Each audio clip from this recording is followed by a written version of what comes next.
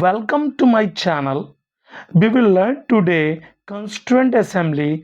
आज हम लोग संवैधानिक जो सभा है उससे अवगत होंगे। इस टॉपिक की मैंने पार्ट 1 पार्ट 2 की वीडियो डाली है। प्लेलिस्ट को आप जरूर देखें और अपने नॉलेज को इंक्रीज करें। अगर आप हमारे चैनल पर नए हैं तो जल्दी से चैनल को सब्सक्राइब कर लें ताकि हर वीडियो नोटिफिकेशन सबसे पहले आपको मिले।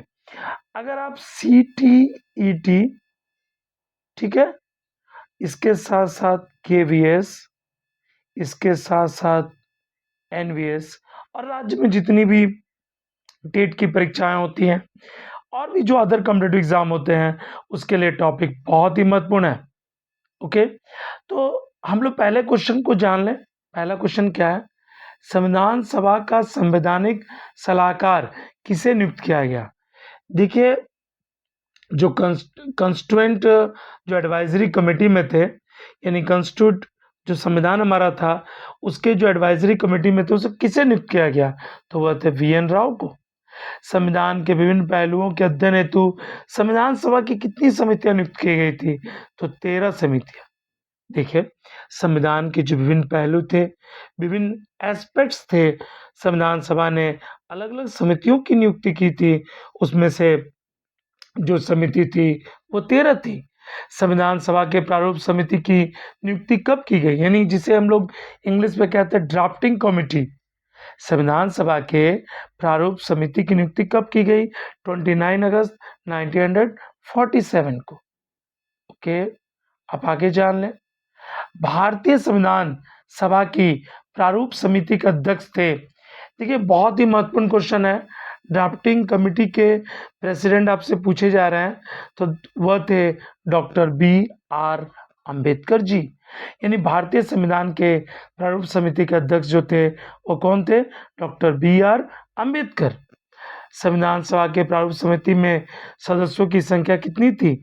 यहाँ से भी क्वेश्चन पूछे जाते हैं। उसकी सदस्य संख्या 7 थी, यानी 7 थी, यानी 7। संविधान सभा की प्रारूप समिति के समक्ष प्रस्तावना का प्रस्ताव किसने, जवाहरलाल नेहरू ने प्रस्तुत किया था?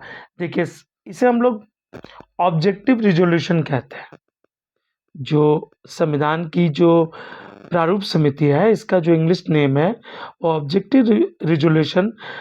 वो जो प्रस्तावना जो है, उसको जो प्रस्ताव लाया गया था प्रारूप समिति के सामने, वो किसने लाया था? तो जवाहरलाल नेहरू जी ने उसे प्रस्तुत किया था। आप आगे जानें। संविधान सभा में सभी निर्णय किस आधार पर लिए गए? तो समिति और समायोजन।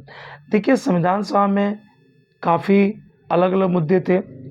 देखिए, अलग अलग धर्म थे, अलग अलग प्रिंसली स्टेट थे, यानी राजकुमार का शासन था। तो कहीं मुस्लिम प्रांत थे, कहीं हिंदू प्रांत थे, अलग अलग प्रांत भी थे जहाँ पर जनसंख्या किसी की ज़्यादा थी, किसी की कम थी। तो संविधान सभा में जो निर्णय लिए गए वह सहमति और समायोजन, यानी एडजस्टमेंट के द्वारा और सभी का एग्री के द्वारा, लोग जो एग्री हुए, यानी काफी बहस चला था। आपको तो पता ही है ना कि संविधान बनने में 2 वर्ष 11 महीना 18 दिन लगे थे और संविधान सभा में काफी बहस हुआ था। सभी को बोलने का मौका दिया गया था, अलग अलग जो रिप्रेजेंटेटिव थे। संविधान सभा में उद्देश्य प्रस्ताव किसने प्रस्तुत किया? तो पंडित जवाहरलाल नेहरू जी ने। जो उद्देश्य, जिसे हम लोग ऑब्जेक्टिव रेजोल्यूशन कहते हैं। भारतीय संविधान सभा की संघीय शक्ति यानी यूनियन जो पावर था, उसके अध्यक्ष कौन थे? तो पंडित जवाहरलाल नेहरू जी थे। संघीय शक्ति समिति के अध्यक्ष कौन थे? पंडित जवाहरलाल नेहरू जी। आप आगे जान लें।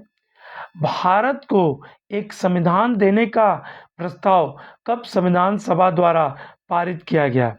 ठीक है, संविधान देने का प्रस्ताव कब पारित किया गया संविधान सभा द्वारा?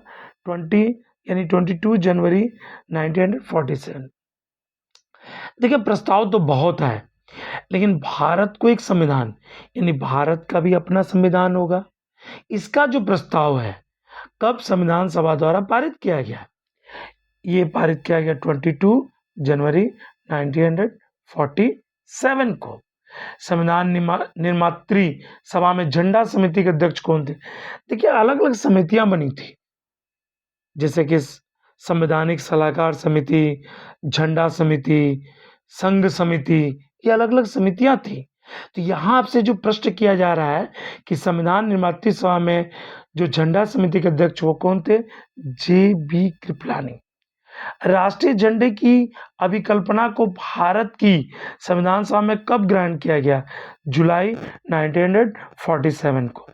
देखिए जितने भी क्वेश्चंस हैं, आप जितने भी बड़े एग्जाम हो चाहे छोटे एग्जाम हो, एग्जाम तो एग्जाम ही होता है। सभी एग्जाम में ये सब क्वेश्चन पूछे ही पूछे आते हैं। आप इसे नोट डाउन कर लेंगे, आप इसे आत्मसात कर लेंगे। तो यहाँ आपसे प्रश्न पूछा जा रहा है कि राष्ट्रीय झंडे की अभिकल्पना को भारत की संविधान सभा में कब ग्रहण किया गया था? तो जुलाई 1947 में। ओके ओके, आपने यूनिट कंप्लीट कर ली। यदि आपको वीडियो पसंद आया तो अपने दोस्तों के साथ शेयर करें। वीडियो लाइक करना ना भूलें। वीडियो देखने के लिए धन्यवाद।